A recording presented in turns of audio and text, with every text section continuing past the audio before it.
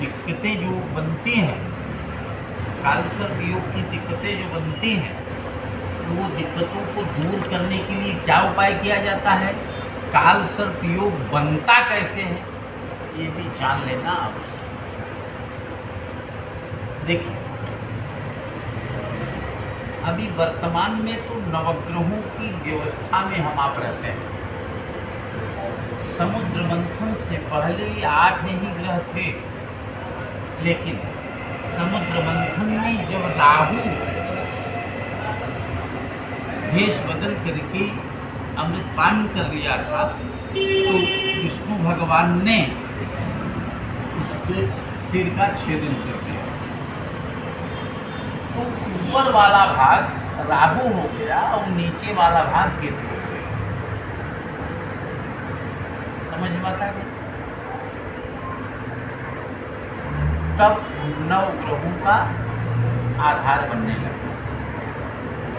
अब इन नवग्रहों से हमारे आपके जीवन में क्या बेनिफिट मिलता है, पहले इसको जान लेते हैं और फिर कालसर्प योग कैसे बनता है फिर उसको जान लेते हैं। जैसे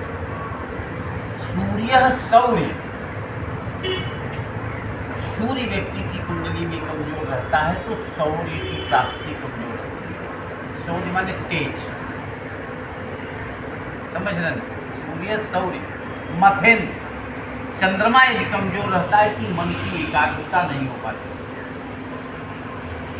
मंगल यदि कमजोर रहता है व्यक्ति का तो विल पावर व्यक्ति का कमजोर रहता है। बुध यदि कमजोर रहता है व्यक्ति का तो बौद्धिक क्षमता कमजोर रहती है। बृहस्पति यदि कमजोर रहता है व्यक्ति का तो मेमोरी कमजोर हो जाती है। शुक्र यदि कमजोर रहता है तो वैवाहिक जीवन में सामंजस्य नहीं बन पाता। शनि यदि कमजोर रहता है तो व्यक्ति अपना भी कमाई का भोजन नहीं कर पाता, माने सुखी और संतोष का चैन नहीं रहता। और राहु यदि कमजोर रहता है व्यक्ति को तो धर्म में पूजा पाठ करने में मन नहीं लगता। केतु यदि कमजोर होता है तो केतु पुनस्ोन्नति में, केतु यदि कमजोर रहता है तो कुल की उन्नति में बाधा डालता। अब रही बात ये, कालसर्प योग बनता कैसे है? राहु और केतु के अंतर्गत यदि सारे ग्रह विद्यमान हो जाते हैं तब कालसर्प योग बनता है। समझ लीजिए।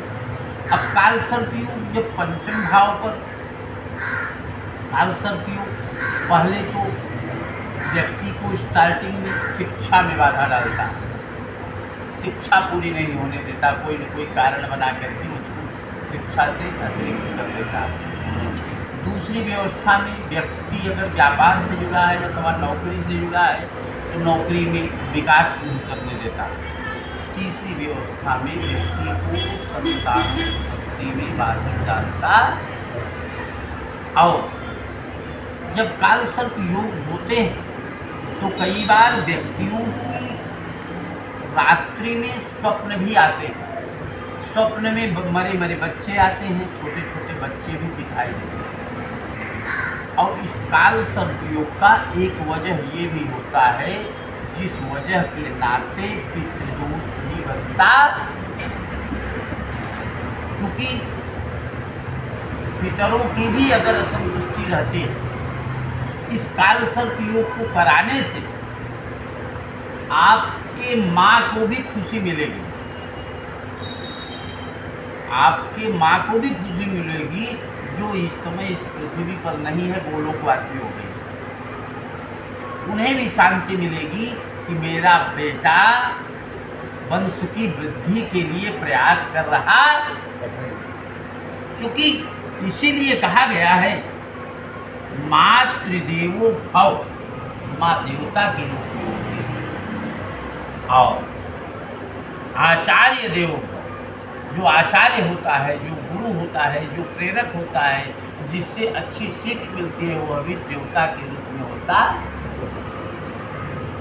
तो ये कालसर्प योग में ये देखिए यहाँ पर 9 सांप रखे गए हैं आजू बाजू, देख रहे हैं ना, चांदी के 9 सांप। और ये बीच में जो है ये मनसा देवी, बीच में ये जो है मनसा देवी, बीच में जो शंकर जी के पास में रखी गए ना, ये मनसा देवी है। तो मनसा देवी कौन है? मनसा देवी शिव की मानस पुत्री है। शिव की मानस पुत्री शिव मनसा जी देवी। की मानस पुत्री है मनसा देवी। अब मनसा देवी का जब जन्म हुआ, मनसा देवी का जब जन्म हुआ तो ऐसी जमीन में भी हुआ। शंकर जी सोचे वो पैदा हो, समझ रहे हैं? दिखाई देने लगी, ऐसे छोटी सी बच्ची थी। अब उसको कितना, उसके अंदर कितना तेज था, इतना पूरे शरीर में उसके विष ही विष था, पूरे शरीर में उसके विष ही विष था। और लेकिन वो बिना किसी की कहे शंकर जी की ही पूजा करती थी, शंकर जी की ही पूजा, लेकिन ये जानती नहीं थी कि मैं, शंकर जी ही मेरे पिता। उस मनसा देवी के प्रभाव से पूरे संसार में विष फैल गया, विष फैलने लगा।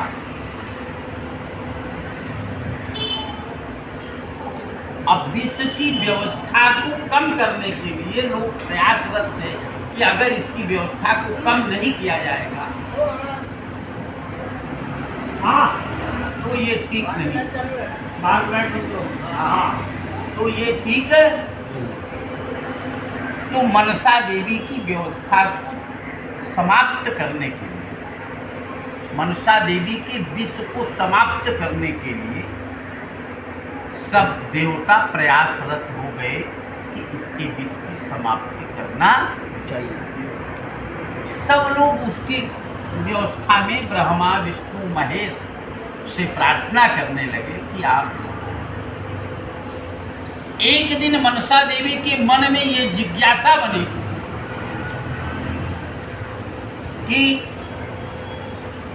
मेरे पिता को, जैसे हम आप यहाँ पास में बैठे हैं, तो जैसे सबके तो पिता कोई है, जिंदा है या मुर्दा है, कोई दिक्कत नहीं। अगर कोई ये कह दे कि मेरे पिता है ही नहीं, मैं अपने पिता को कोई जानता नहीं, तो कितना अपमान महसूस होगा समाज में। तो मनसा देवी की बात आई कि तुम्हारे पिता कौन है। मनसा देवी बता नहीं पाई, उसको क्योंकि मालूम नहीं था। तो जब कोई किसी संकट में पड़ता है तो अपने इष्ट से ही प्रार्थना करता है। तो मनसा देवी के इष्ट कौन थे जानते हैं? शंकर जी। शंकर जी की पूजा करने लगी और जिद करके ये पूजा करने लगी कि मेरे पिता कौन है ये बताइए, अगर नहीं बताते हैं तो मैं अपना प्राण दे दूँ, मैं ये अपमान अब सहन नहीं कर सकता। तो शंकर जी शिव की पिंडी से निकल करके बाहर आए, कहे मैं तुम्हारी, कहा इतने दिन से मैं आपकी पूजा कर रही हूँ, मुझे अभी तक बताया क्यों नहीं आपने? शंकर जी ने कहा अभी तक आपने मुझसे कभी पूछी नहीं, इस नाते मैंने बताया नहीं। अगर आप पूछती तो हम बताते। कहा माता जी कहाँ? बताई कि ये तो कैलाश है। अब वो कही चलिए हम आपके साथ में चलते हैं माता जी के। मनसा देवी पाताल लोक में नागलोक की मात, नागलोक की माता, नागों की, समस्त नागों की माता। अब वो पाताल लोक से शंकर जी के साथ कैलाश जाने लगे। रास्ते में चंद्रधर नाम के राजा का राज्य पड़ता था और चंद्रधर नाम का राजा शंकर जी की पूजा करता था। कैसे? ओम नमः शिवाय, ओम नमः शिवाय, हर हर भोले नमः शिवाय, ओम नमः शिवाय, ओम नमः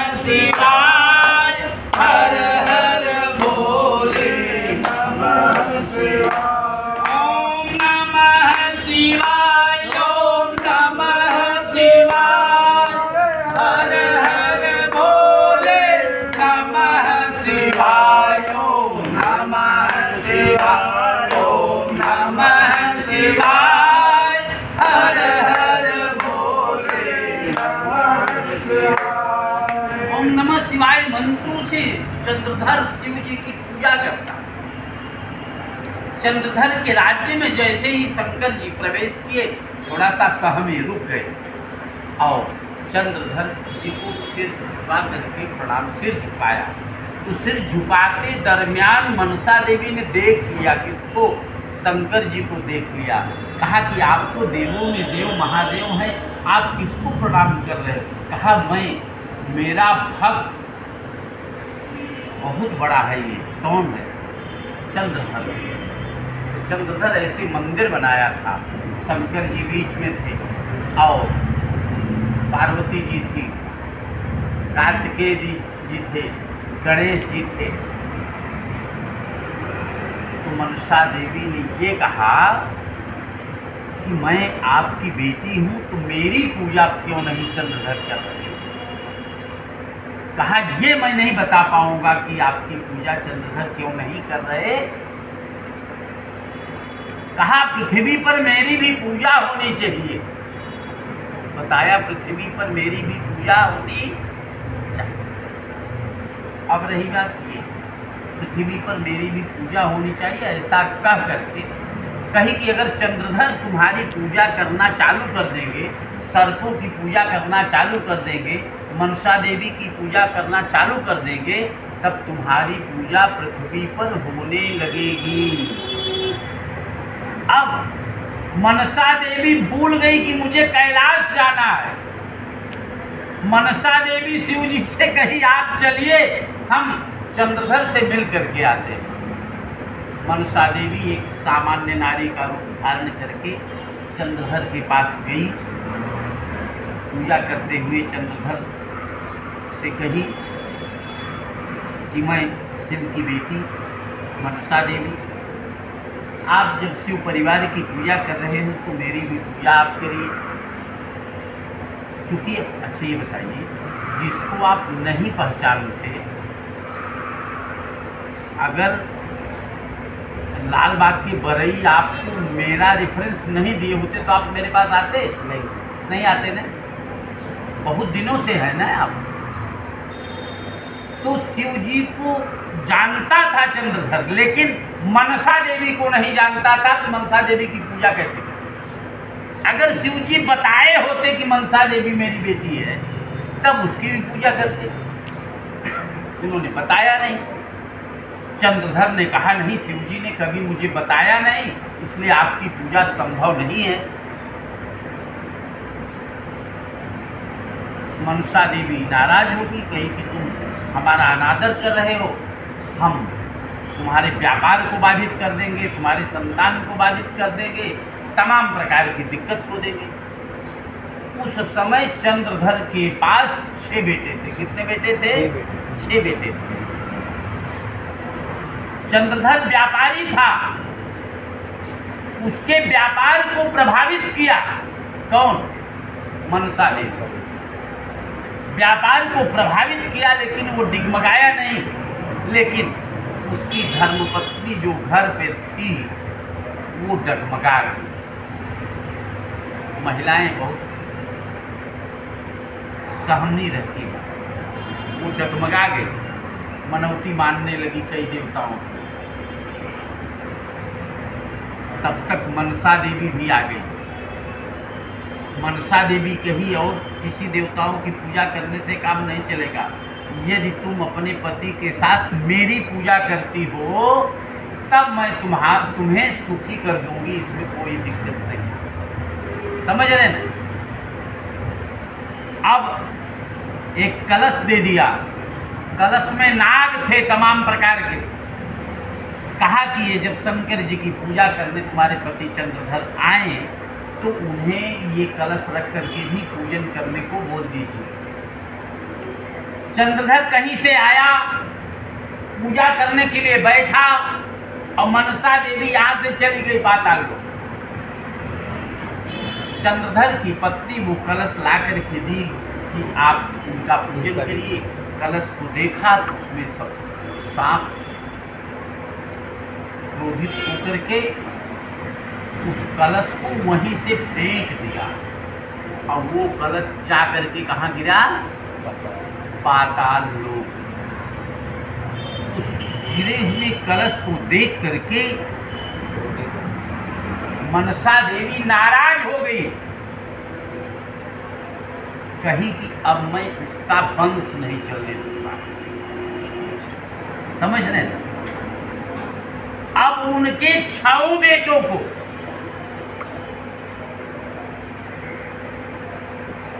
नागिन का रूप धारण करके मनसा देवी ने 6 बेटों को विष से प्रभावित कर दिया। 6 बेटों को विष से 6 बेटे बेहोश हो गए। संयोग देखिए कि चंद्रधर के पास एक पत्थर था, मणि था, मणि। अब वो मणि की विशेषता ये थी कि जिस स्थान पर सांप काटा है उस स्थान पर उस मणि से को स्पर्श कराते हैं तो वो मणि सारा विष खींच लेता था। चंद्रधर का बेटा खत्म हो गया है, विष से प्रभावित हो गया है, 6 बेटे।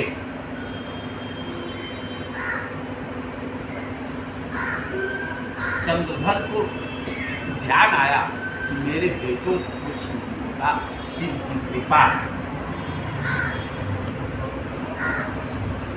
तब तक ये बात मनसा देवी जानती थी कि ये मणि रखा है, मणि से अपने बेटे को जिंदा कर सकती है।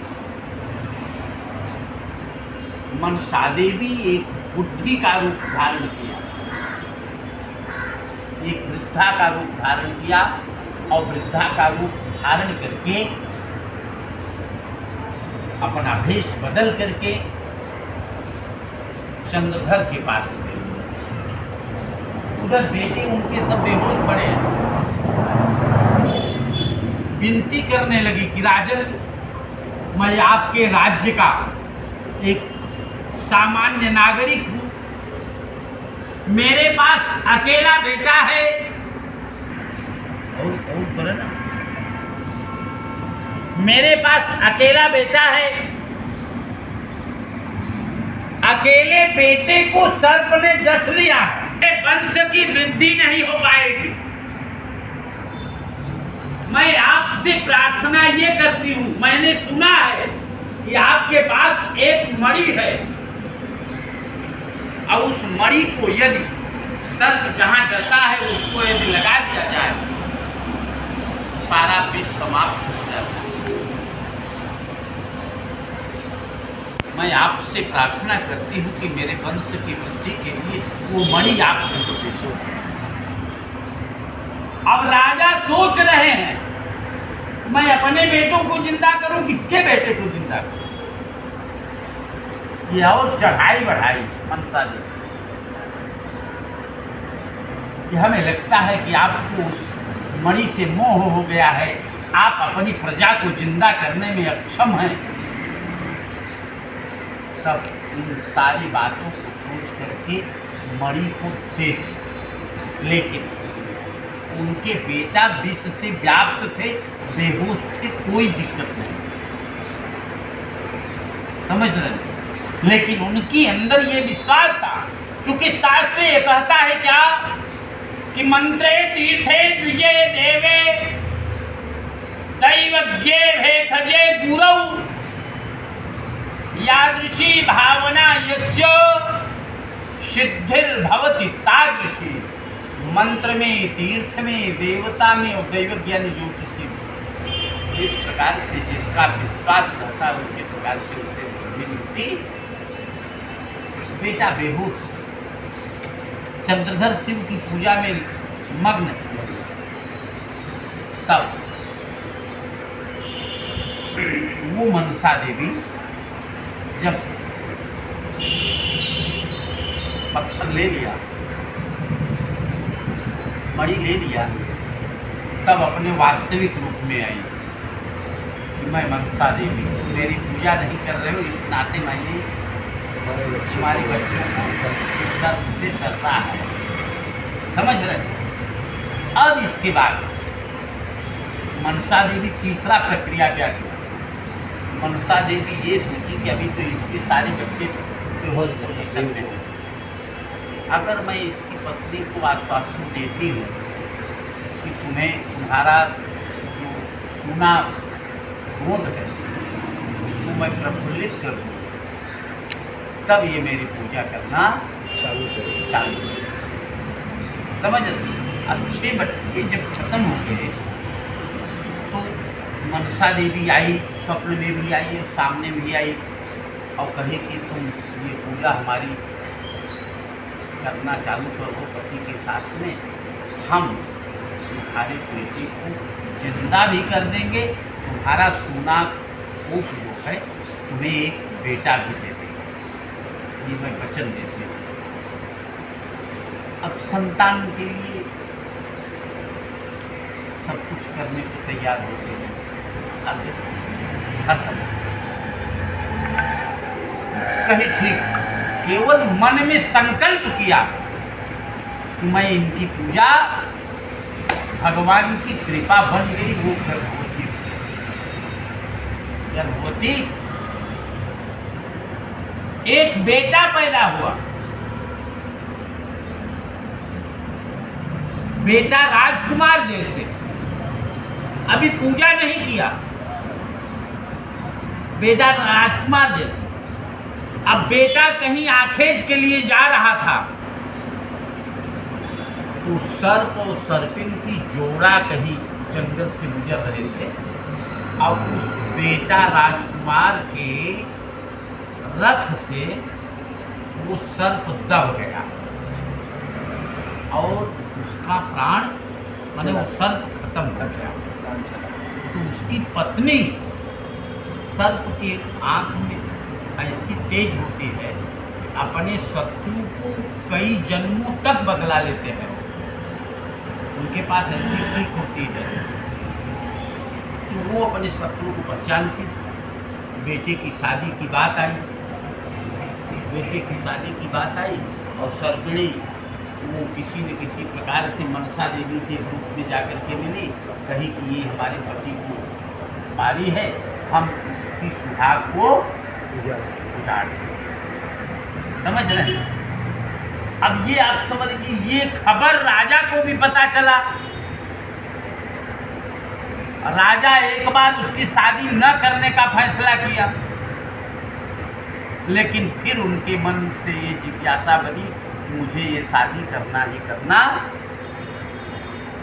विश्वकर्मा के पास से बुलवाया और ऐसे शिल्पकार को बुलाया कि ऐसा भवन बनाओ जिसमें कहीं से मच्छी भी न घुसने पाए। समझ रहे। भवन बन करके तैयार हुआ, शादी हुई। ये दोनों अंदर जाने से पहले जो शिल्पकार था उसके रूप में ये मनसा देवी आई और उसमें जाने के लिए कहीं से होल कर दिया। सुहाग रात के दिन ही वो उसको विधवा करना चाहते थे जिससे संतान की प्राप्ति न हो। और फिर उसकी पत्नी बहुत ही धर्मनिष्ठ थी, पूजा अर्चन करने के लिए प्रार्थना की और फिर चंद्रधर उस शंकर जी ने आदेश दिया कि चंद्रधर तुमको वंश की वृद्धि के लिए मनसा देवी के साथ में इनका पूजन, शिव जी की पूजन करोगे तो तुम्हारी निश्चित ही कामना की पूर्ति होगी। तभी से हम आप वंश की वृद्धि के लिए मनसा देवी के साथ में शिव की पूजा करते हैं। उसी को काल सर्प दोष की पूजा कहा जाता है। बोलिए आशुतोष भगवान की जय।